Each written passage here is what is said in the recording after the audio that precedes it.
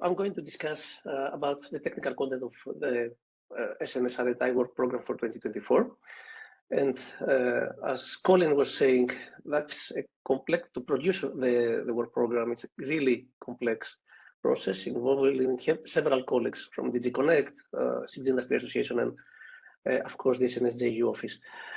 The first thing that I would like to mention, Elizabeth has already presented this, but I think it's important to identify what is the delta for this call compared to the call that we had in 2022 and the call in 2023.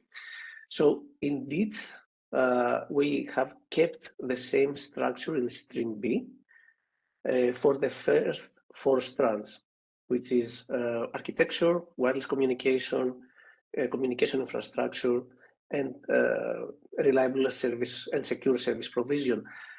So what is the difference? The difference is, of course, we have a continuity from 2022 and 2023, but we target higher TRLs. We target to have proof of concepts because the work for 6G networks is evolving, and have explicitly impact in standardization. That's a very important point and an important KPI for the SNS and of course for the success of the program in Europe. This work program has, as you have seen, a sustainability lighthouse in stream B, but also sustainability is a very important topic, as Javier was mentioning. So apart from the lighthouse and apart from similar activities that you may have in all the calls, in all the strands and streams, we have the lighthouse, and as I'm going to explain in a few minutes, the stream D projects, the large-scale trial projects, should also target to have a tangible outcome in terms of sustainability for this work, for this call. There is in stream C a microelectronics lighthouse. So last year we had 3 projects under stream B for microelectronics that are needed for 6G networks. This year there's going to be a dedicated stream C, so a platform and infrastructure lighthouse project dedicated to microelectronics. Although we have seen that there are plenty of projects dealing with AI, there is a dedicated call for reliable AI for 6G, and I will explain the role of this very important project. We have these 2 international collaborations this year with Japan and the Republic of Korea. In 2023, we had a similar activity with the US, and the project has been selected to address this point. And as one of the important points for the Smart Networks and Services JU is the synergies with other partners. This year, there's an opportunity to have a synergy with the EU-RoK. So let's go into more details. We start with stream B, strand A, which is the system architecture. Javier already mentioned that we are targeting for 2 projects. There are a number of bullets, as you see. So new design approaches for 6G system architecture systems, including satellite networks or private networks, non-public networks. There is a dedicated topic on native and trustworthy integration of AI for telecommunications and how this is going to affect the architecture for 6G networks. Another very important point is the network exposure to vertical application developers. So 6G is promising to provide many new facilities, but it's extremely important also to identify how the network can be exposed in a meaningful and economically viable way to the vertical application developers. There is a topic for new data transfer paradigms, so how to further involve the user plane, the data transfer protocols. And finally, there is a point about digital network twinning for 6G networks. So it's not digital twinning in general, it's the digital twinning for the networks and how this could potentially affect the development of the 6G architecture. Now, one question could be if the proponent should select all these topics. The answer is no. You may select one or more of these topics. It's at your liberty to select which of these topics you would like to investigate in a way that will provide the results that we have been discussing, standardization and proof of concept. Now, I would like to bring your attention to the TRL level. The starting point of TRL is rather low. It's 2 to 3, and the target is to reach TRL 4 by the end of the project. Now, In cases where there are mature technologies and solutions for verticals, so some proponents may develop some solutions and they would like to have these solutions tested on specific verticals, the TRL could go up to TRL 5. As the 6G networks, the research and innovation activities are evolving, we acknowledge that there are still topics that are not that much mature. So part of the projects may only target TRL 3 by the end of the project. I understand that this sounds like a rather complex rule, but let me try to summarize, because this rule is, this target for TRLs is being repeated in the other strands. The target at the end of the project should be TRL 5. If you are also using mature technologies for verticals, you could target TRL 5, but it's going to be also acceptable if parts, some parts of your proposal target only TRL 3. Then let's move on to stream B, strand 2, which is about wireless communication and signal processing. There are again topics about novel techniques for joint integration and sensing. Again, the target of TRL should be higher. It's the same rule as I have already explained for strand 1.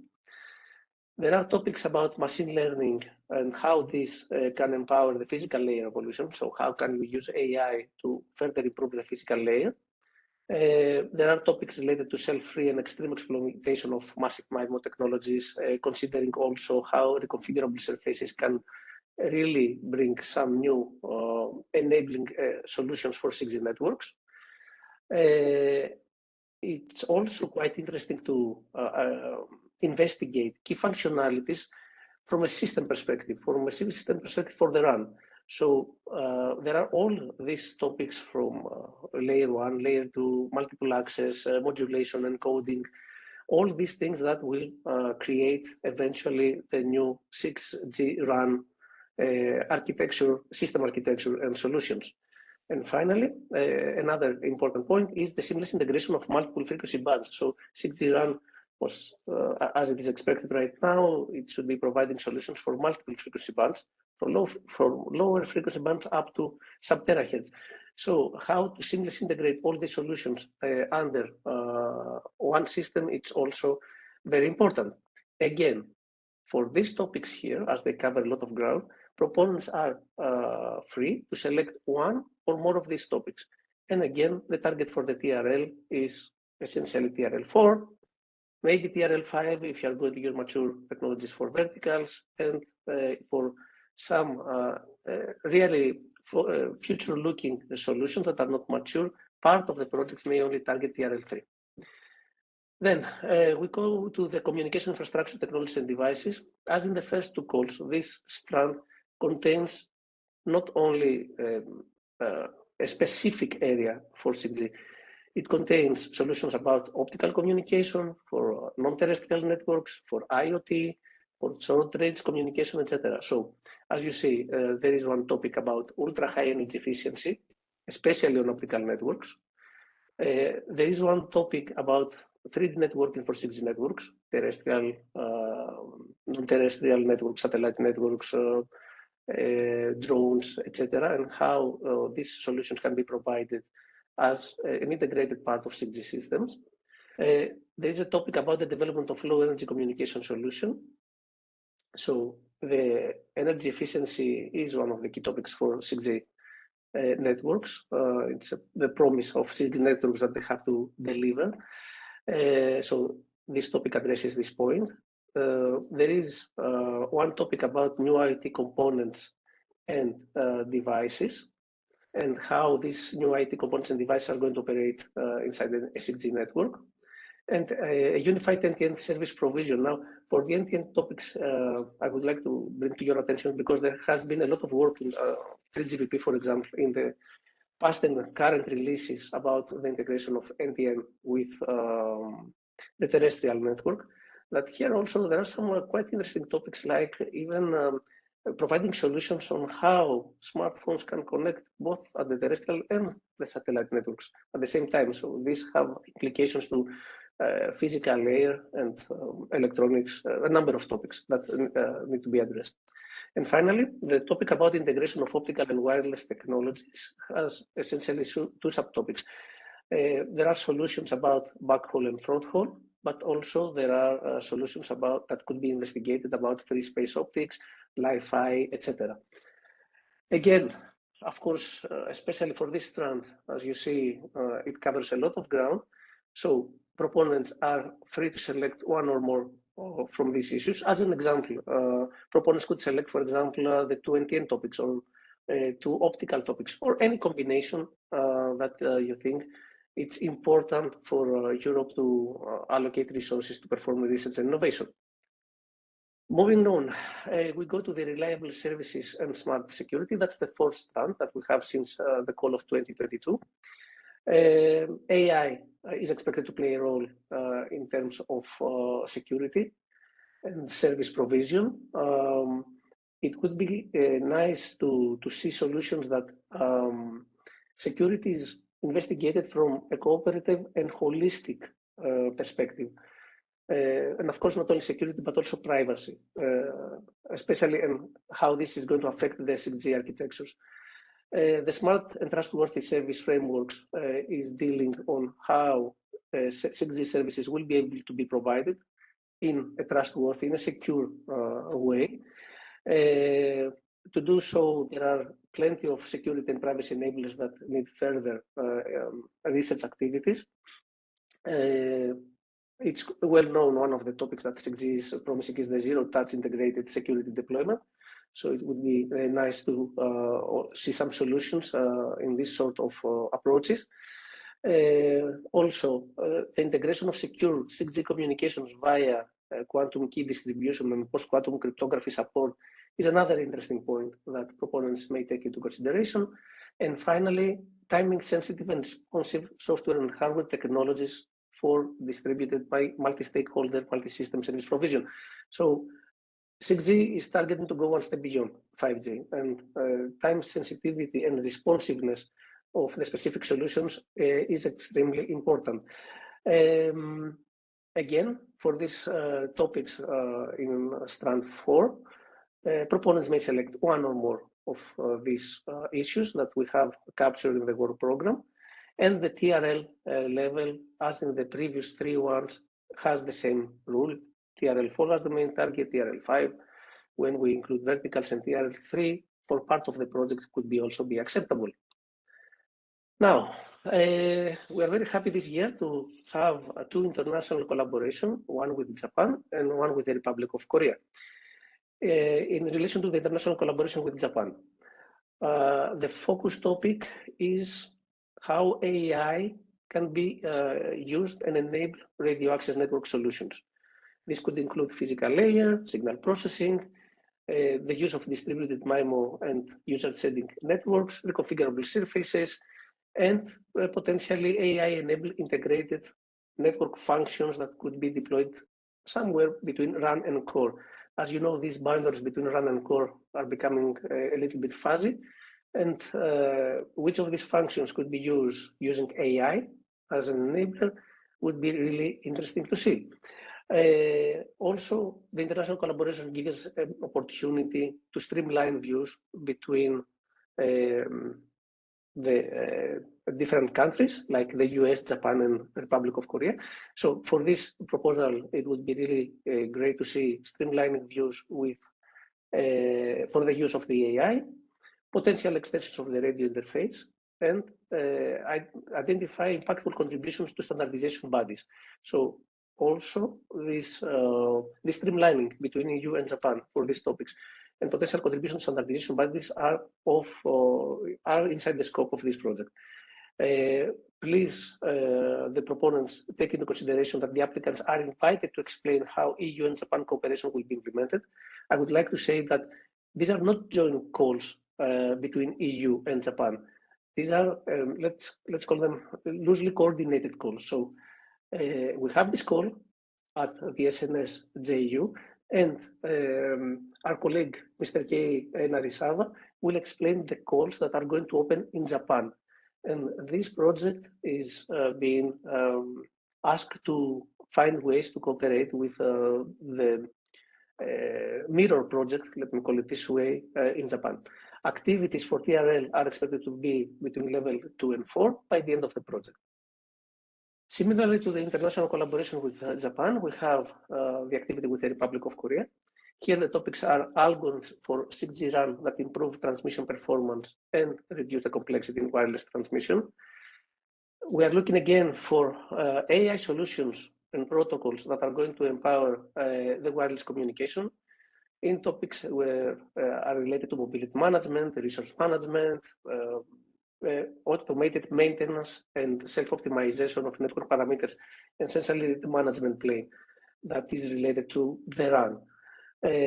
As in the proposal with Japan, it's extremely important to have this streamlining of views in terms of the use of the AI interfaces, mechanisms that are expected to be developed by the mirror project in the Republic of Korea. And later on, Mr. Juhee will be providing information about the mirror project that is the call for which is going to be open in Korea. And again, the applicants are invited to explain how this cooperation is going to be implemented. Again, the TRL level is 2 to 4 by the end of the project. Let me move on to the first Lighthouse project in this call. It's about sustainability. Sustainability is a key topic. All the previous speakers have mentioned this. When we say sustainability, the idea is to consider both sustainable 6G networks, as well as how 6G can provide solutions to the vertical. So 6G for sustainability. And sustainability has 3 pillars: environmental, societal, and economic sustainability. And all of these are inside the scope of this Lighthouse project. We are looking to have reference sustainability scenarios and use cases and benchmarks, have the needed characterization of sustainability KPIs and especially KVIs. I'm saying especially KVIs because everybody's talking about sustainability, but it's extremely important to identify how I can evaluate the results of the new solutions and how this can affect the standardization process. So that's a very important point. Also inside the scope of this project is the validation of the solutions, the critical technologies that are going to be developed for sustainability in experimental platforms and have a use case pilot. The activities are expected to achieve TRL 2 to 5 by the end of the project. Another project which we have introduced in this call is the Reliable AI for 6G communication system and services. The rule for the TRL is as the first 4 strands, so I'm not going to repeat this. Now, this project is looking to provide solutions for a reference framework for end-to-end AI use. The end-to-end AI use creates some nice issues that have not been resolved so far. So it's about training, assessment, conflict resolution, if you have distributed AI solutions in various domains inside one network, a vulnerability assessment, and a full, reliable, and trustable lifecycle for AI. These topics to test the solutions, a development of appropriate data infrastructure is needed, as well as the supported functionalities, so providing AI as a service to vertical industries. It's quite important to have a protection of data sets that are going to be available after the end of the project and validation methodologies. And it would be really great to have potential future links for future Stream C and Stream D projects that are going to follow in future calls. Now, as several projects have been working on AI, it's extremely important to have some resources allocated to the harmonization and coordination, essentially, with the other SNS projects, what they are doing, as well as related work that takes place in national initiatives all over Europe. Now, let me move forward to Microelectronic Lighthouse. This is one project, a Lighthouse project. The main focus is on the radio access network for computing and communication capabilities, covering a wide spectrum from centimeter wave up to terahertz communication. And it's, as you have seen in the work program, an opportunity to create a bridge of cooperation between the SNS JU and the CHIPS JU.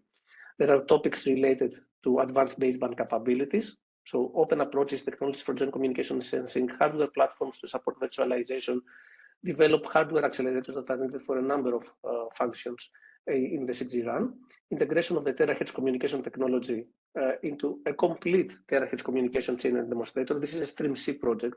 It's not a Stream D project, so that's why we are making the effort, the focus on the full chain and the demonstrator.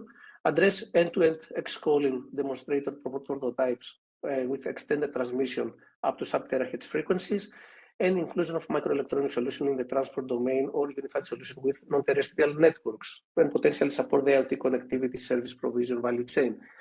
For these topics here, as I acknowledge that they cover a lot of ground, proponents are free to select one or more of these topics. Stream D, 2 projects. As my time is running out, I will simply say that it is open for the proponents to select any vertical from those already identified as 6G verticals. We have already had a very good coverage, and of course, this does not mean that the work has been finished. On the contrary, so proponents are free to select whatever vertical they want, but one key topic is the demonstration of clear benefits in terms of sustainability. As always, involve SME scale-ups and startups in the projects, and it would be great that if Stream D projects take advantage from developed platforms and or elements from the phase 1 Stream C projects that are now under development. Going forward, there is this synergy between the SNS JU and EU-RoK. I will not say much. This call is going to be open under the EU-RoK. The SNS JU has provided contribution up to €1 million from the SNS JU budget, and we will see more details about this call later on today. Finally, there is one call for a CSA project. Of course, the CSA project is dealing with the full support of the SNS initiative, working groups, technology board, steering board, support the site, the program infrastructure, also having the link with other partnerships in Europe, the national initiatives, international collaboration, create cartographies based on the results of the projects, and vertical links to vertical associations, organization and management support of what we call impact assessment and facilitation actions, so essentially workshops that will help the communities between different areas to be brought together. And another very important point, the support of the organization of the EU-CNC and the 6G Summit. And with that, my presentation is finished. I would like to move into the next presenter, who is Mr. Juhee NARISAWA, and I will start looking if there are questions in the chat box for me. Thank you very much for your attention.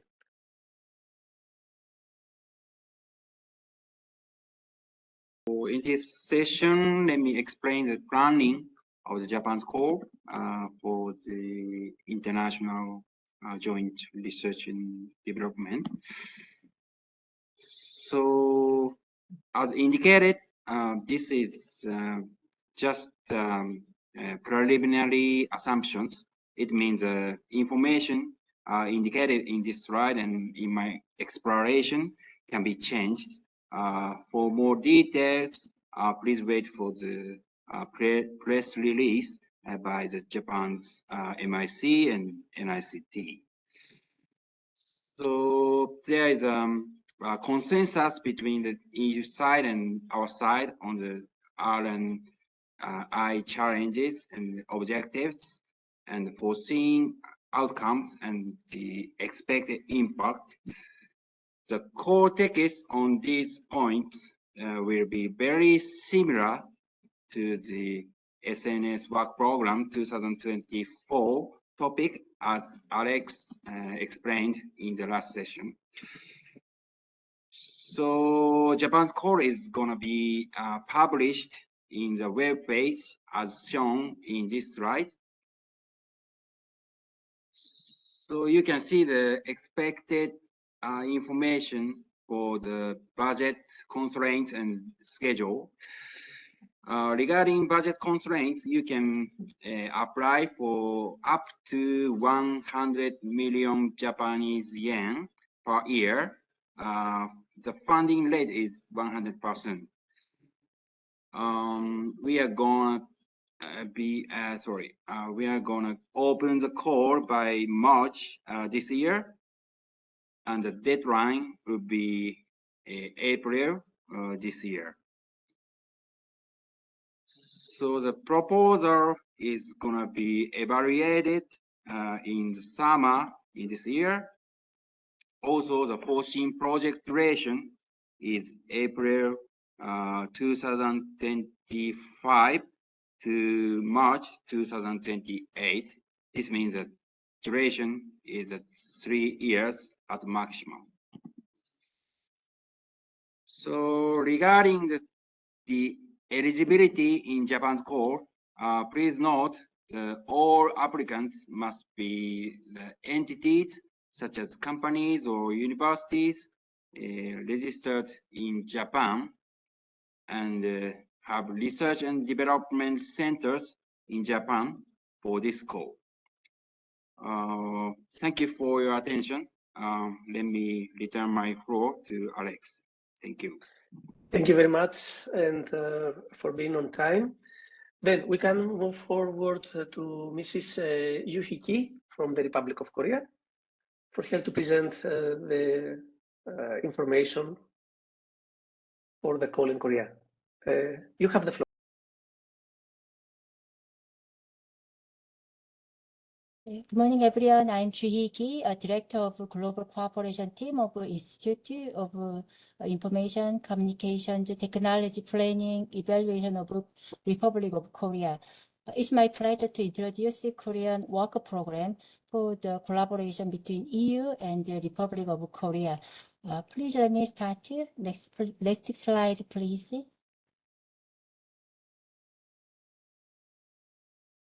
Thank you. This is the content for this slide.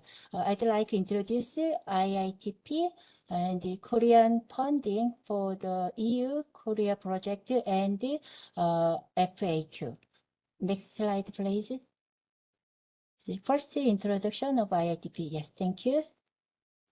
IITP is the national governmental agency for ICT R&D of South Korea under responsibility of Ministry of Science and ICT of South Korea. The budget which IITP has been supporting recently is as follows. Last year, IITP supported about 987 million euro for national research and development. Next slide, please. Thank you. I'd like to introduce the background of the collaboration between the Republic of Korea and the EU. Actually, IITP and the EU DigiConnect have been close partners collaborating in the field of next generation communications since 2016. We have been supporting several projects together since then. Now, and in November 2022, Korean government and EU signed the digital partnership to strengthen collaborative research in the information and communication technology, including beyond 5G and 6G. Next slide, please. Next, I'd like to explain Korean funding for the EU and Republic of Korea project.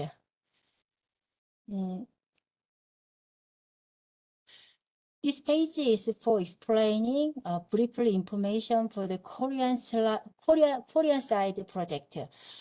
Intentionally for this page, I'd like to express both English and Korean language together. The name of the program is Collaborative Research Program on Digital Innovative Technology. The name of the work program is RoK EU Collaborative Research Development of Beyond 5G and 6G wireless communication technologies using AI. And the research objective and expected outcomes as follows. EU RoK research collaboration in targeting radio access networks, RLAN, and integrated device network approaches involving through 60 standardization, discussing and paving the way for future advancement toward AI native radio access networks. Application of AI ML algorithm to wireless networks for the automation of base station management and to user terminal traffic for optimizing various base station control parameters for network energy saving or network value recovery. A definition of an architecture framework addressing interoperability needs that future 60 products have to achieve contribution to interoperability specifications through related standardization,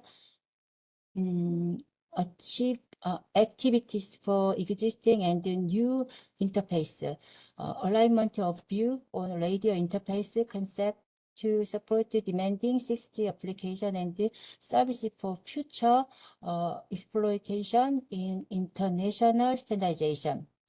You can realize that this is just the same, exactly same as the work program of EU. Next slide, please. IITP will support funding for Korean team during 3 years, 36 months from September this year to August 2027. In my understanding, EU will support funding for EU team from January next year. If we consider the exchange rate as €1 to 1,450 Korea money, the total funding for 3 years which IITP will support for Korean team will be about €2.06 billion. Eligibility for Korean team to apply for this call is very important. First, Korean consortia can be led by either research institute, university, or enterprises legally established in Korea. Second, participation of overseas institutes, universities, and other organizations is welcome as self-funded participate. Third, nevertheless, overseas institutes, domestic corporation legally established in Korea can participate as Korean consortia. That means that the domestic corporations with the local subsidiary in Korea can only participate. If you are interested in people participating as a Korean consortia, please send us email and make sure with us whether you are eligible or not. And for more information, please refer to Presidential Decree of National Research and Development Innovation Act. The last, however, there will be a pre-examination eligibility review to determine whether an institution, organization, or researcher is subject to any restriction in participation. For example, failing to comply with obligations such as paying tax or participating in too many projects are examples of this. For the number of participation, Korean government for the number of participation, Korea government only allow researchers to participate up to 5 projects and up to 3 projects as a principal investigator for Korean national project. If there are any additional questions about this eligibility, please hesitate to contact us. You can see the contact pointer at the bottom of this slide. Next slide, please. This is the schedule for Korean procedure. IITP will open this call from February 5th to April 15th, over 6 days. IITP will hold an info day on February 16th with just online conference call. Please understand us that we will conduct it with only Korean language. IITP will evaluate the proposal of Korean team from June to July this year. And the Korean winner team will start this project on September 1st this year. Please look at how to apply. In Korea, the participants will have to submit a formal application through the IRIS system, IRIS. Actually, we called this system IRIS. This call will open on February 5th, and it will be written by only Korean language. Please understand us also. The most important thing is that IRIS is a pan-ministry integrated system. So many calls will use this IRIS system. So if you have any trouble in finding this call, please contact us. I believe that you can see the contact point email address of IITP manager. And the right part of this slide shows the funding rate you should bear for the participation. This Korean law applies only to enterprise, and the law has a different ratio depending on the size of enterprise. Let me give you an example. If a small enterprise want to participate in this project, Korean government fund up to 75% of the R&D cost. That means if 1 million euro are needed for R&D, Korean government will support up to 0.75 million euro, and the enterprise should cover more than 0.25 to 5 million euro. Actually, this amount is the sum of in-kind and cash. There is also a rule for the ratio between in-kind and cash. If a small enterprise needs to contribute in cash more than 10% of the total contribution. In other words, the sum of in-kinds and cash.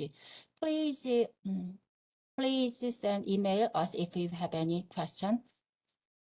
So, this is the examination for the entities that support Korean R&D. I think we can skip this slide. Please, next. Okay, thank you.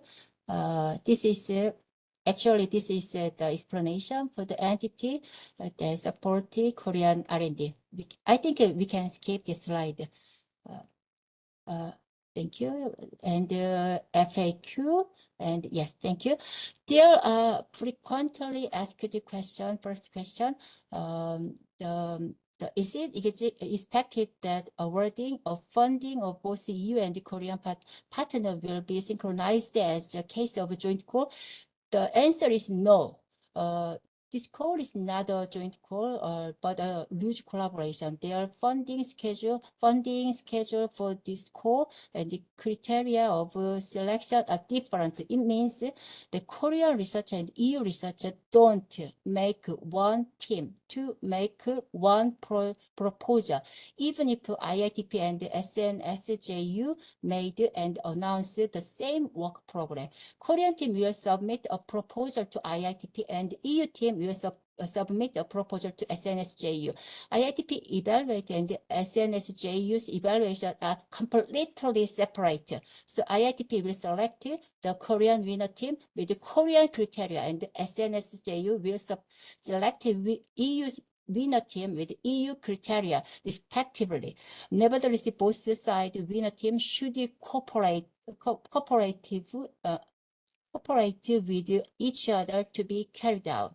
Korean winner team might be decided by the end of July at the latest. IITP think the Korean winner team and EU winner team could discuss cooperation by the end of August before Korean team start the project in September if needed. So, and the second question is for the security provision. There's no, not for now. Please, next slide. We have much time. Yes, the last page. Please, if you have any question, please send email. Please, IITP could give more accurate answer with email than I give you right now. I can give you right now. Please understand that. Thank you. Thank you for your joining for my presentation. Thank you. Thank you very much. I think that we need now to move on with the next presentation from Mrs. Lea Paties about the EU rail and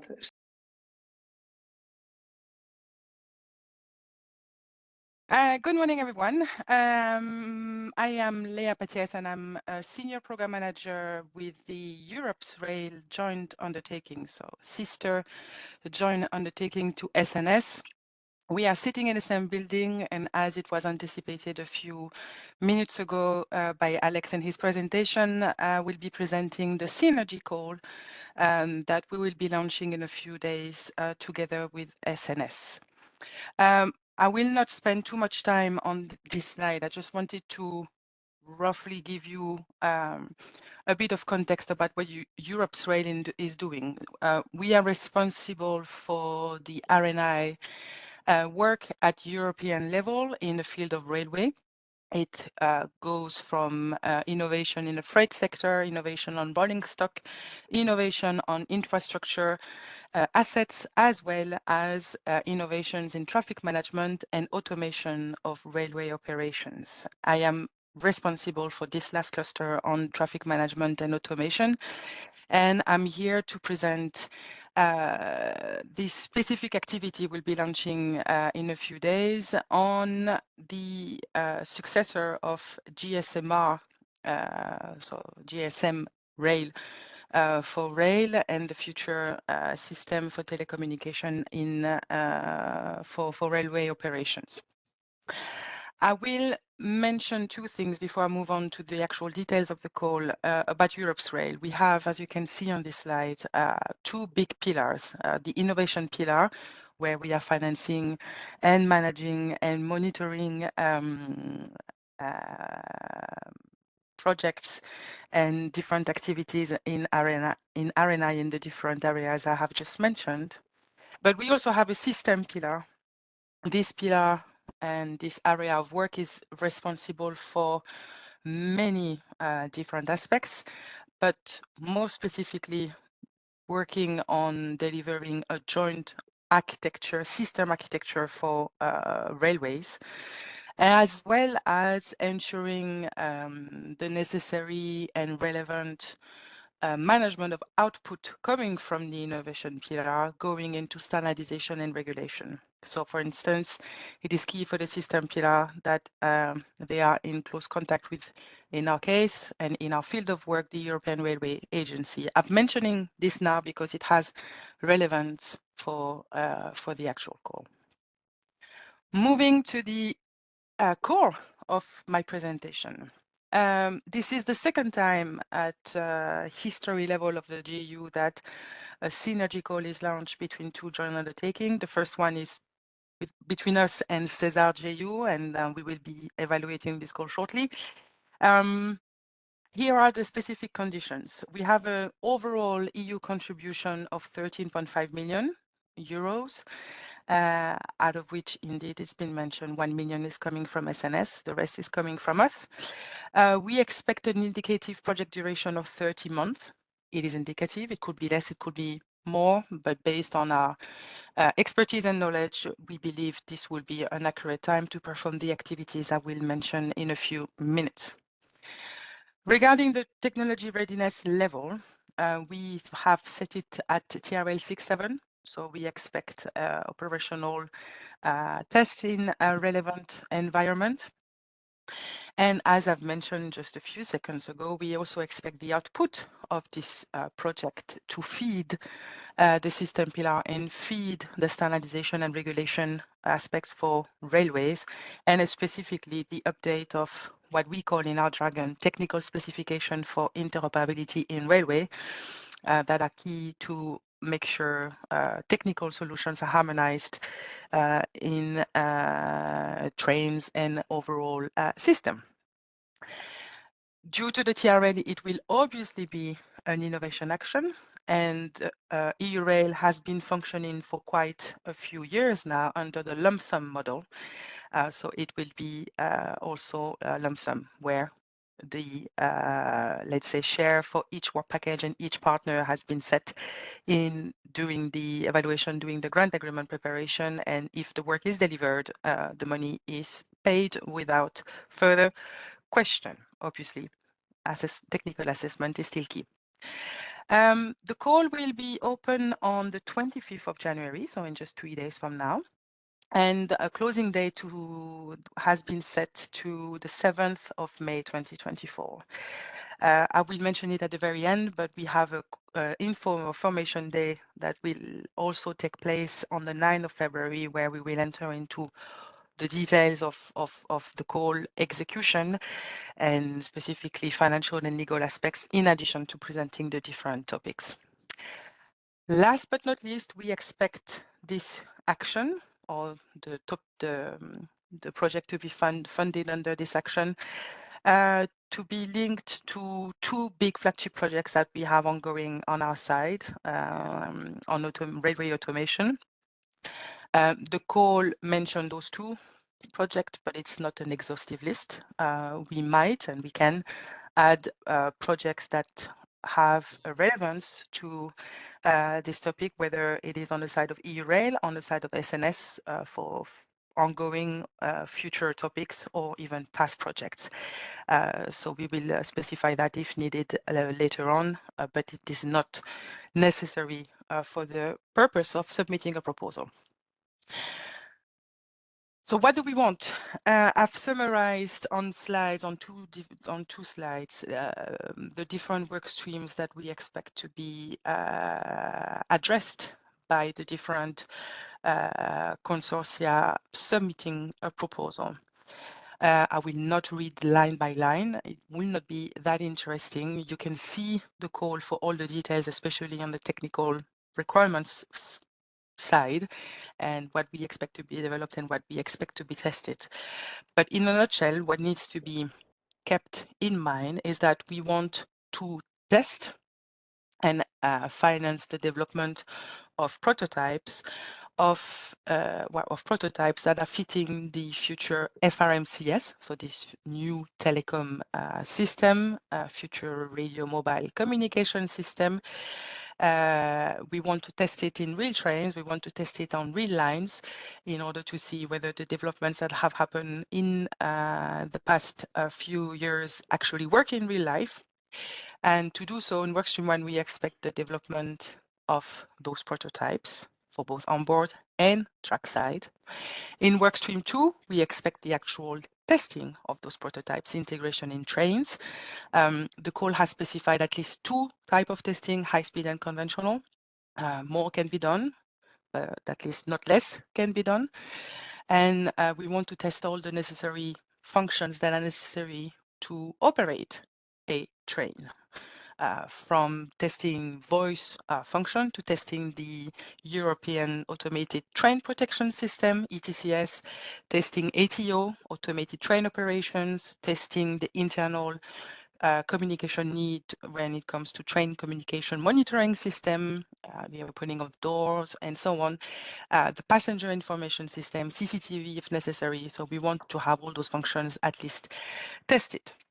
In a workstream 3, We obviously want the return on experience of and the validation of those tests and see whether they are meeting the expectations, meeting the KPIs, and overall the performance that are expected from this new system. We want to have a delivery of technical inputs that will be used by the sector for a migration strategy from GSMR to FRMCS. We expect a very big migration in the coming decades from GSMR to FRMCS, and we want to have technical points supporting this migration. And of course, any feedback on the specifications, any type of issues should be flagged, should be reported, so that they can be used when finalizing the technical specifications. And like I've mentioned, we expect those specifications to enter into the law. So we want to make sure we get this right before they are massively deployed on the network. I've put a link in here to our EU Rail Governance and Process Handbook, just in case. Can you still hear me? Yes? Yes, we can still hear you, yes, but okay. we don't see this slide. Yes, I don't know. For some reason, it has...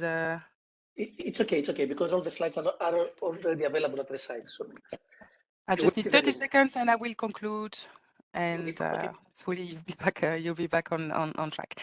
So I've put the link to our Governance and Process Handbook in case you are interested to see how the EU Rail JU operates.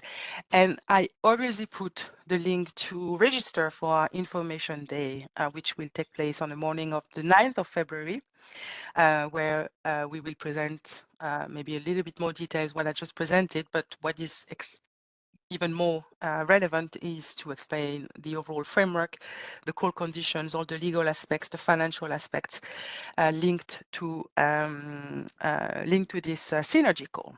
And on this note, I end my presentation, and I thank you for your attention.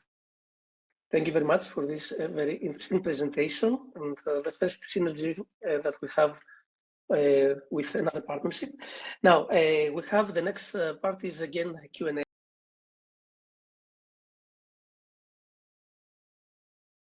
And Costa, before I pass you the floor, I have noted a couple of things.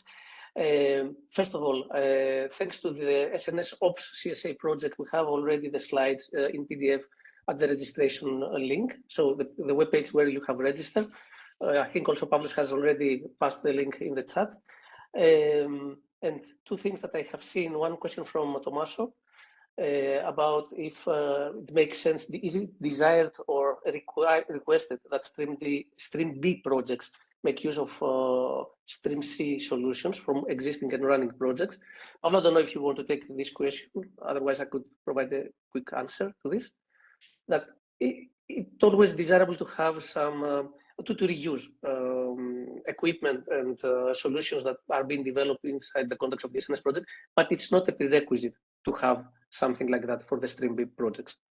And another question from Marius that Pablo, you have already replied, how we can ensure that the collaboration of the mirror projects is going to take place.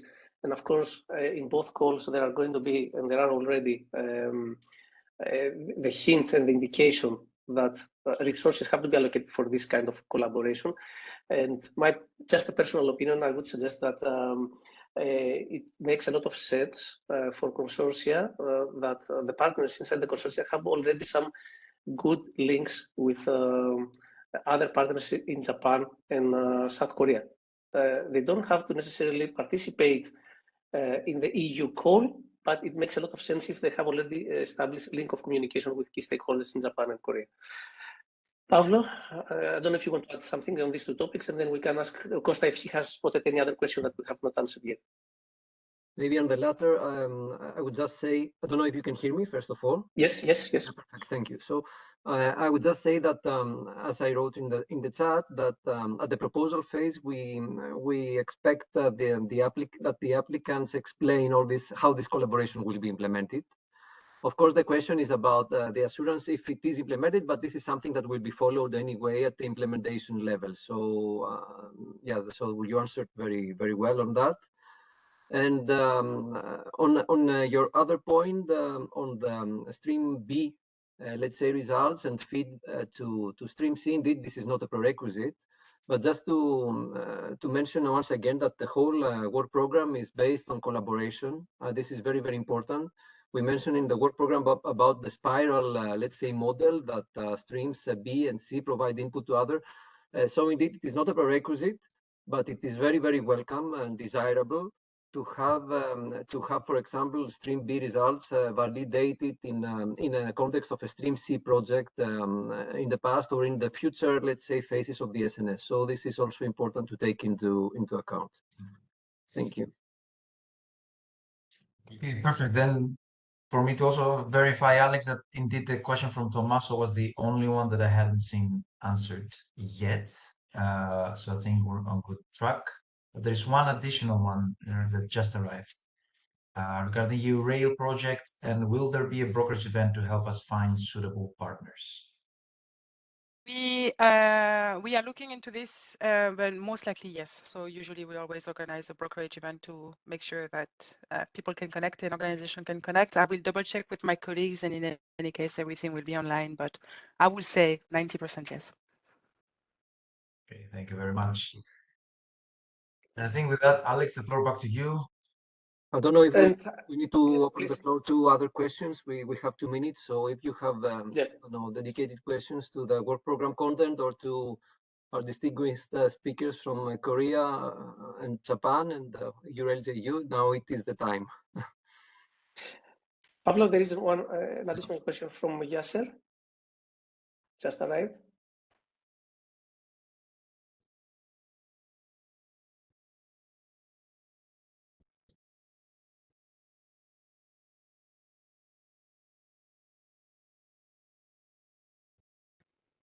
Again, what I can see on the chat, otherwise I can also. Yeah. May I take this this one? Yes, please. Of course. No, Yeah. this is this does not mean that we need a partner who is currently active. No, I mean this is not a prerequisite. So the consortium can be different. What I mentioned before, what we need is to ensure collaboration and the integration of this. So this can happen even without common partners. In any case, there's many collaborative structures at the SNSJU level, steering boards, technology boards, working groups, and many other task forces and activities that will ensure that there is integration and strong collaboration between let's say the successful projects, proposals that will be transformed into projects afterwards. Don't know, Alex, if you want to add anything on that. No, not really. Indeed, it is as you say that we follow this spiral approach, but again, this is not a prerequisite. So, and also we need to consider that in the previous calls, we have been asking already for open solutions. So people could consider on how this could be reused. Mm-hmm. It would help to have a partner from previous calls, but it's not a prerequisite. Yeah. Maybe I can fill in something here, Pavlos, TP chairman, as there is already, as you said, an ongoing activity within the technology board to streamline and facilitate the collaboration of ongoing projects with Stream C. And there is already designated representative from Stream C projects to collect inputs and to align the process as how to better collaborate and use the facilities of Stream C projects. So that indeed is taking place in the collaborative parties of the SNS. Okay, at this point, I think that we can have the second coffee break, and then we will continue with a very important presentation from Pavlos about the call conditions. And I think this is of interest to all the participants today. So see you in 10 minutes all.